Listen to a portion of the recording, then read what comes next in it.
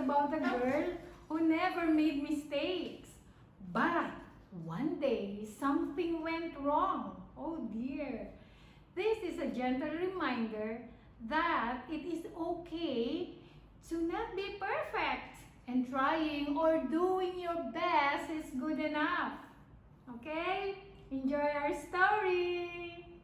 The Girl Who Never Made Mistakes, written by Mark Pett and Gary Rubenstein, illustrated by Mark Pett. For Beatrice Bottomwell, Friday began like any other day. She matched her socks, and of course, she put her shoes on their proper feet. She remembered to feed her hamster Humbert his favorite food, broccoli. And when she made a sandwich for her brother Carl's lunch, she used exactly the same amount of peanut butter as jelly. When she stepped outside to greet her fans, she didn't forget to say, "Good morning" and "Thank you." They asked if she made her bed. She had. They asked if she forgot to do her math homework. Nope.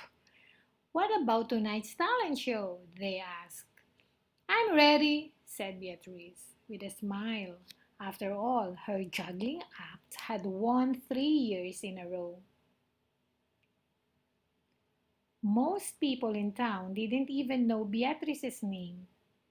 They just called her the girl who never makes mistakes because for as long as everyone could remember, she never did. Unlike Beatrice, Carl made lots of mistakes. He ate his crayons and drew with his green beans. He danced with his hands and played the piano with his feet. Carl loved to make mistakes. At school, Beatrice was on a cooking team with her two best friends, Millie and Sarah. To make their giant rhubarb muffins, they needed 4 eggs. Beatrice went to the refrigerator and carefully chose the biggest, eggiest egg she could find. But on the way back, her legs slipped out from under her. The eggs went flying.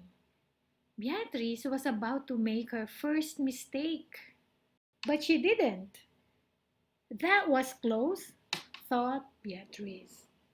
Sorry, Beatrice. I dropped a piece of rhubarb. Oh. For the rest of the school day, Beatrice could not stop thinking about her almost mistake.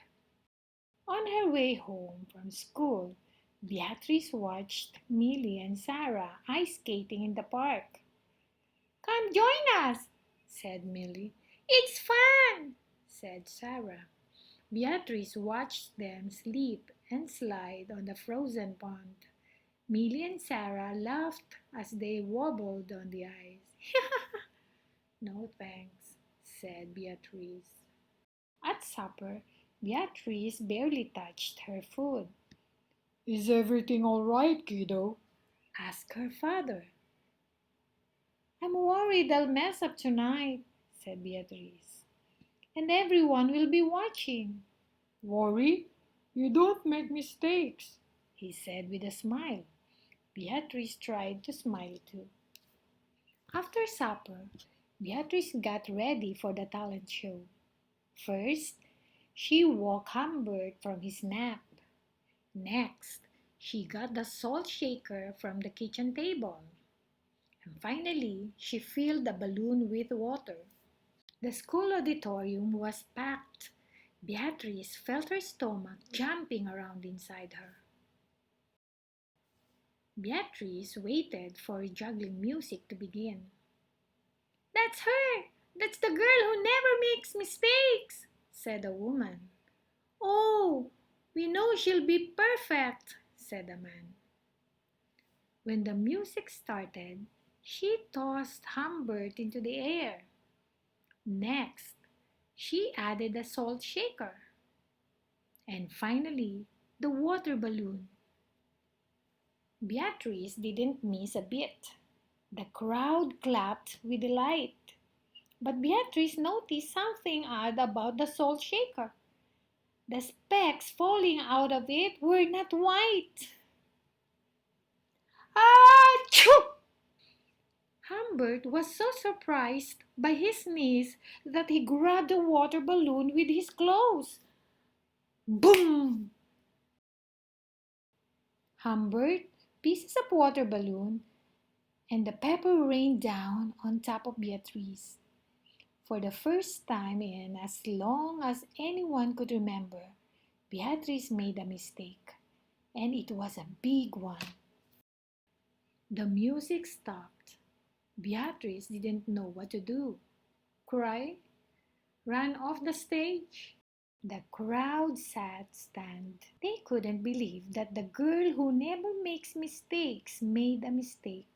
Beatrice looked up at Humbert. He looked back at her. His hamster fur was soaked and speckled with bits of balloon. Beatrice let out a giggle. The giggle grew into a chuckle, and the chuckle became a laugh.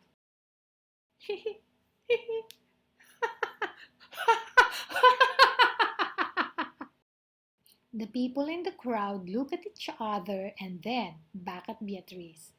They began to giggle, then chuckle, then finally roar with laughter.